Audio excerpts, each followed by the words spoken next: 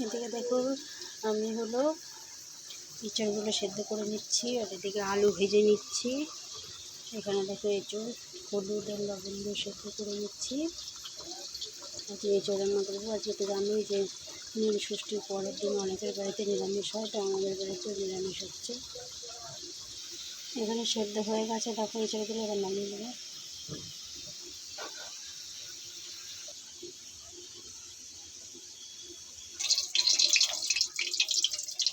দেখো বন্ধুরা, এদিকে তেল দিয়ে দিয়েছি, কড়াইতে জিরে দিয়ে দিলাম।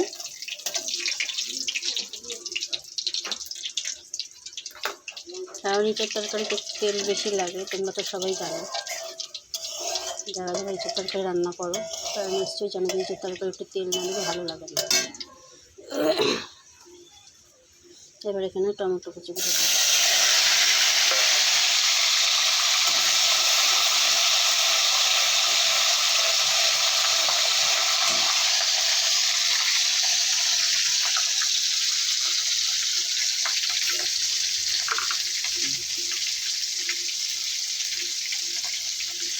লবণ দিলাম।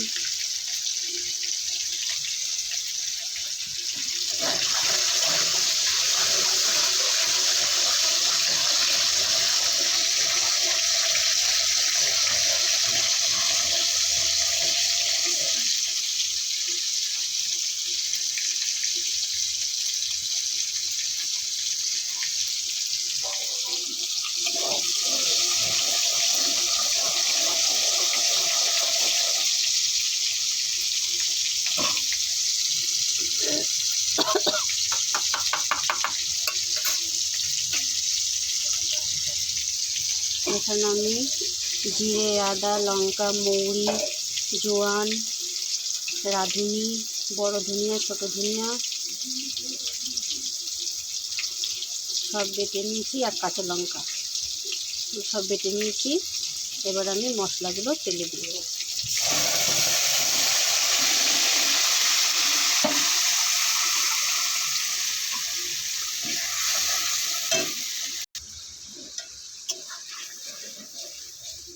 মশলাগুলো ভালো করে কষে নিতে হবে।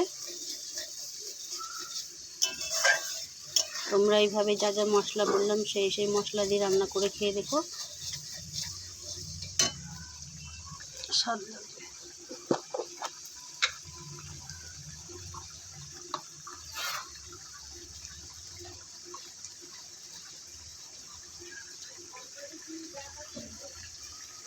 এবার হলুদ দিয়ে দিলাম।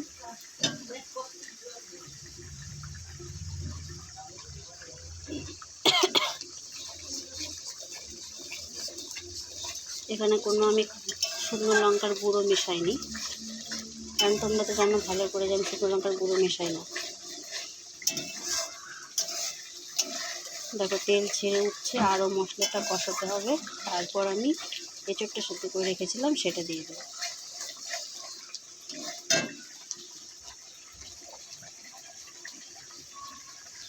দেখো মশলা থেকে তেল ছেড়ে গেছে।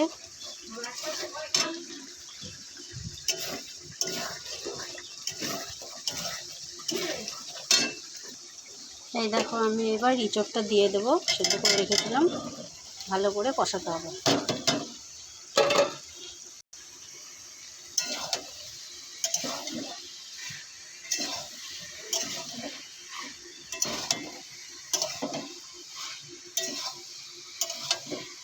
এবার কালারটা শুধু দেখবে।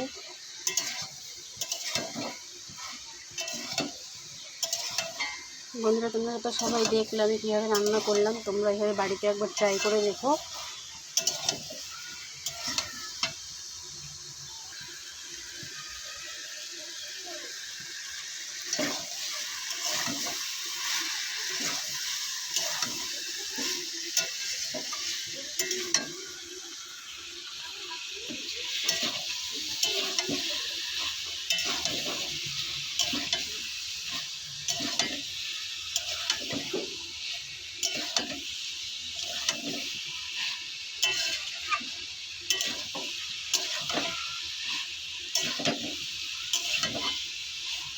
দেখো তেল ছাড়ছে আস্তে আস্তে।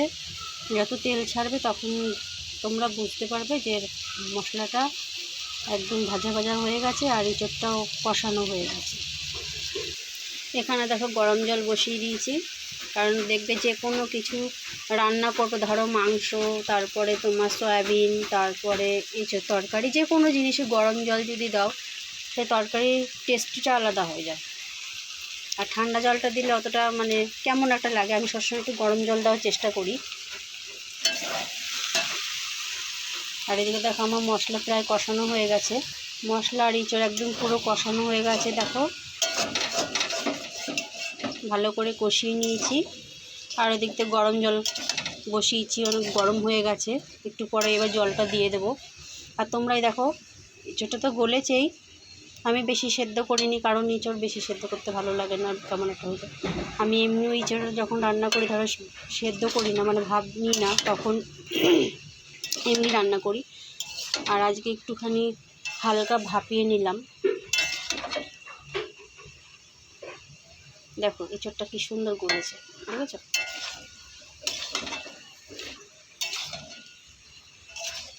অনেক কিছু সেদ্ধ করে নিলেও না গলতে চায় না। আমি গরম জলটা দিয়ে দেবো।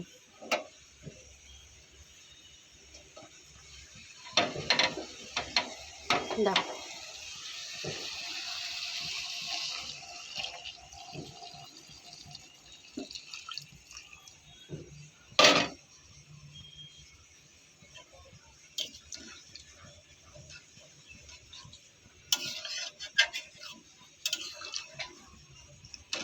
এমন না ঘি আছে তোদের বাড়িতে? একটু ঘি দেবো, তাই মেয়েকে জিজ্ঞাসা করলাম যে মোনা তোদের বাড়িতে ঘি আছে? তোদের বাড়ি বলার কারণ মেয়ে হলো বেশিরভাগ ওর ঠাম্মার কাছে থাকে, ওই জন্যই জিজ্ঞাসা করি ওকে এইভাবে, তোমরা কিছু মনে করো না। এবার আমি জল দিয়েছি, এবার ঢাকা দিয়ে দেবো। তারপরে যখন আমি আলুগুলো ভেজে রেখেছিলাম সেই আলুগুলো দেবো, কেন আলুটা পুরো ভেজে নিয়েছি তো, নয়তো আলুটা একদম গলে খিচুড়ি হয়ে যাবে, যার কারণে আমি আলুটা পরে দিই। এবার আমি আলুটা দিয়ে দেবো।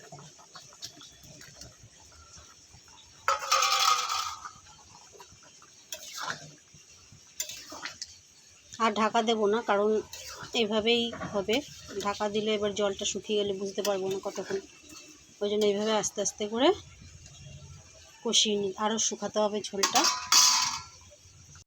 দেখো বন্ধুরা, এদিকে ইঁচড় তরকারিটা একদম পুরো মাখা মাখা হয়ে আসছে।